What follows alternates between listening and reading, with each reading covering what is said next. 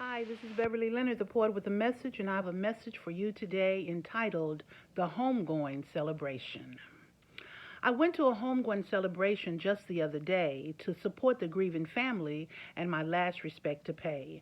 Many people had come from near and far, for the deceased had touched many lives along the way.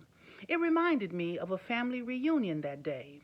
Beautiful flowers and plants were displayed, comforting and consoling music softly played. Photo memories flashed across the screen. There was a sense of peace and tranquility so serene. Then all were asked to stand, and the processional began. The preacher led the way, reciting the Lord's Prayer, followed by members of the family who were there.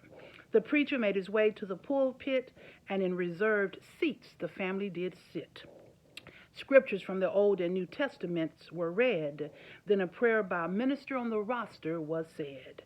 The choir stood up and sang an old familiar song. There's a leak in this old building and my soul has got to move on.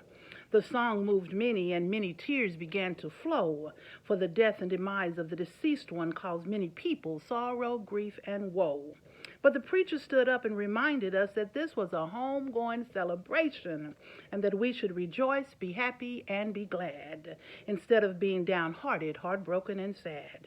Then several resolutions from churches were read, and several expressions of love were shared, of how the deceased one lived, loved, and cared. Then the preacher got up and shared a word. He said it wasn't for the dead, but was for the living instead. For the deceased one had lived a good and godly life, and was now in the presence of God and his Son, Jesus Christ. It was a good message received by those who believed. Then he opened the doors to those who wanted to come, to repent and give their lives to the Most Holy One. No one took advantage of the opportunity, so the celebration continued as printed in the obituary. Then the funeral directors came and opened the casket for the last and final viewing of the deceased one. But then I looked around and saw a man with a crown walking slowly down the aisle in a ceremonial style, as the song I Shall Wear a Crown played in the background. And on the head of the deceased one, the crown was placed. Oh, what a beautiful homegoing celebration it was that day. Then the people passed by the casket row by row by row, and soon it was my time to the casket to go. And as I neared the casket, I could clearly see that the deceased one in the casket was me. Mm, mm, mm, mm. I know I read that pretty fast, but I had to stay within my 3 minutes. All right, take care, love.